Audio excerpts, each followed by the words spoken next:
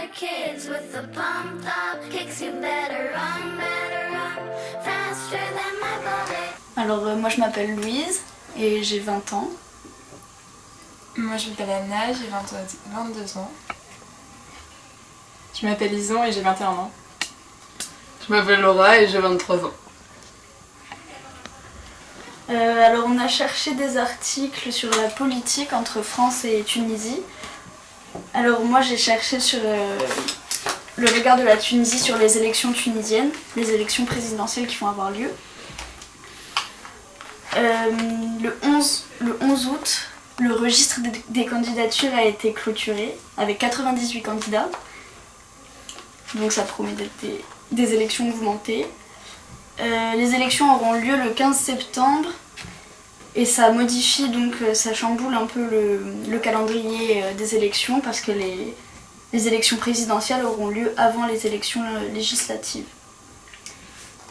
Il y a 3 candidats assez importants parmi tous ceux qui se sont présentés. En premier lieu, il y a le Premier ministre Youssef Chahed qui lui est plutôt pro-démocratie.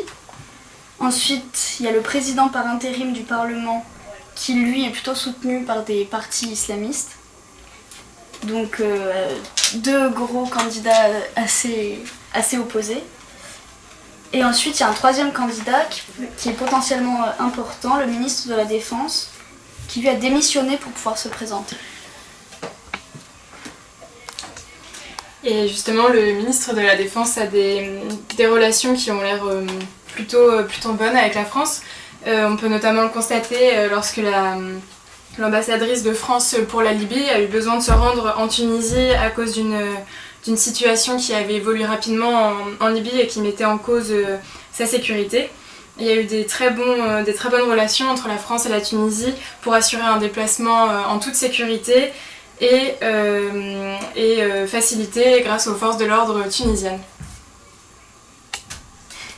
Donc là, pour faire un lien plus entre le système d'élection en Tunisie et celui français, donc récemment on a pu voir qu'il y avait eu beaucoup de candidatures, donc plus de 90 candidatures il me semble à l'élection présidentielle tunisienne.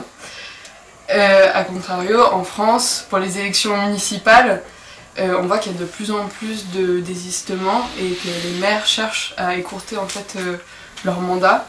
Donc c'est un article écrit par France 3 qui se base sur une étude menée par le Centre de recherche politique de Sciences Po.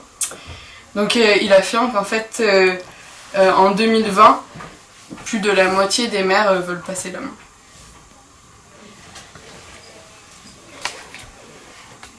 Et du coup, ce qu'on voit en France, c'est que la médiatisation de la campagne municipale est déjà bien entamée, alors qu'en Tunisie, en tout cas, la France se pose la question pour la Tunisie, notamment dans un article du Monde, où on se demande si les médias tunisiens seront capables d'assurer les élections et d'être à la hauteur de ces élections, car c'est des élections qui, pour la première fois, avec l'arrivée de la démocratie, sont vraiment des élections très médiatisées. Et pour la première fois en Tunisie, s'organise un débat télévisé sur 3 jours, entre les différents candidats, avec plusieurs candidats. Et ce qu'on voit de plus en plus en Tunisie, c'est la multiplication des instances médiatiques. On dénombre désormais 11 chaînes de télévision et près de 200 journaux, qui n'existaient pas avant. Mais la limite à ce semblant de liberté, enfin à cette multiplication de la liberté de la presse, ça reste quand même de savoir à qui appartient cette presse. Et donc l'article se finit en concluant que contrairement à des règles qui peuvent exister dans certains pays, en Tunisie on n'a pas une transparence absolue sur le financement et la possession de la presse, donc on se pose la question de à qui appartient la média, car on n'a pas la nécessité de transparence de dire qui sont les actionnaires des grands médias tunisiens. Donc du coup ce qu'on a voulu regarder un peu à travers notre atelier, en fait c'était la notion d'élection dans les différents pays et ce à quoi ça menait quand on parlait politique en fonction des différents journaux, et on est arrivé à du coup des sujets qui étaient assez différents mais qui étaient guidés par ce fil rouge des relations diplomatiques ou de la sécurité entre autres.